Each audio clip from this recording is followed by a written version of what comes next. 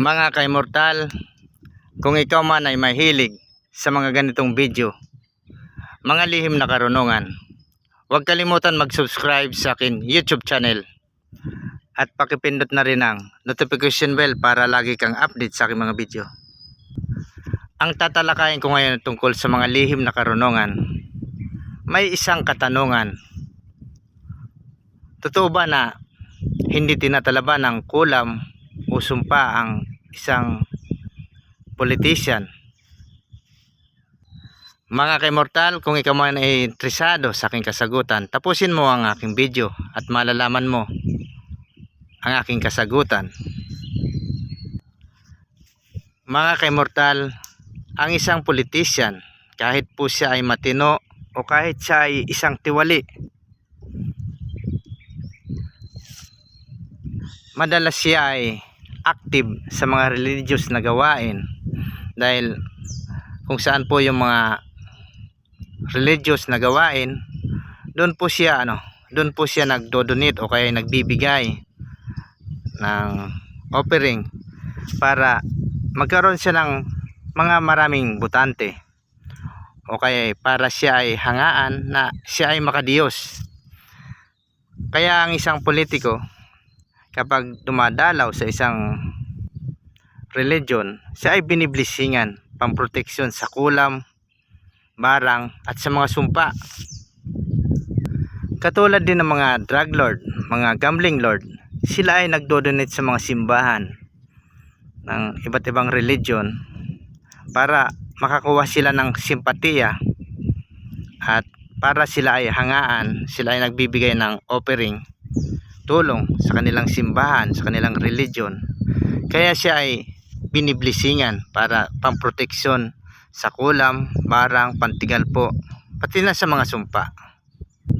Kaya totoo po na ang isang politician, kahit isang magnanakaw, ay hindi talaga siya tinatalaban ng kulam o barang.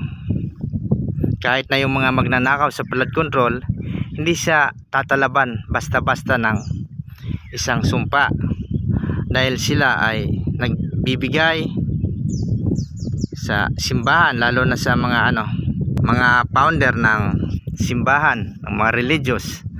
Meron nga isang picture na viral na may isang pare na nakatanggap ng maleta na galing mismo sa flood control.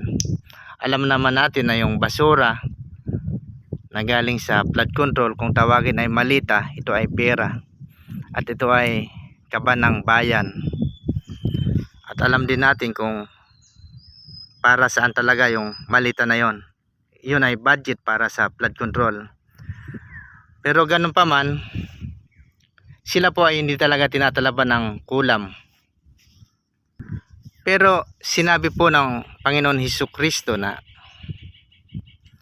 ganito kayo manalangin sa mga taong gumagawa ng masama, sa mga taong magnanakaw, sa mga taong umagrabyado sa inyo, at sa mga taong mapagsamantala.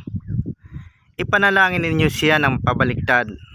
Ipanalangin ninyo na patawarin siya ng Panginoon Diyos amang nasa langit, dahil hindi niya alam ang kanilang ginagawa. Ibig sabihin, mismong si Jesus na, ang Panginoon Hesukristo, ang nagturo na ipagdasal natin yung mga politiko na nagnanakaw sa kaban ng bayan, dahil kung hindi sila karapat-dapat sa ating panalangin, sila ay tatalaban ng isang sumpa na kahit ipagdasal sila ng mga exorcism priest, kahit ipagdasal sila at blisingan ng mga religious founder, hindi yun tatalab. Dahil nga si Jesus nga nung ipako sa krus, tinalaban yung mga pare na nagpapako sa kanya. Ang sinabi niya, patawarin sana kayo ng Panginoon Diyos amang nasa langit, dahil hindi ninyo alam ang inyong ginagawa.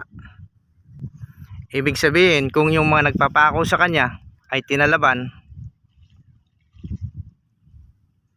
yun din mga politician na tiwali, tatalaban din siya kapag sila ay pagdasal mo na patawarin sana sila sa kanilang ginagawa, dahil hindi nila alam ang kanilang ginagawa na pagnanakaw. At pagkatapos sasabihin natin ipanalangin natin sa Panginoon Hesukristo na ipagdasal natin sa Kanya na sana sawayin ng Panginoon Diyos amang makapangyarihan yung mga politisyan na gumagawa ng masama, yung mga politisyan na nagnanakaw sa flood control, sawayin nawa ng Panginoon Diyos amang makapangyarihan. Yung salita na yan ay si St. Michael mismo nagsalita.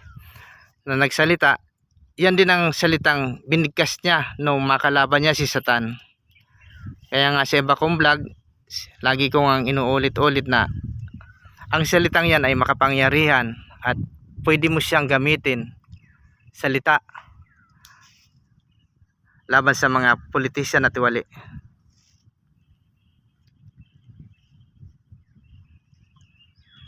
Kaya mga ka-immortal, bagamat nga ang isang politisyan na tiwali, meron siyang gabay ng mga religious founder, meron siyang mga gabay na pare ng exorcism, kaya ligtas siya sa kulam at barang, sa mga sumpa.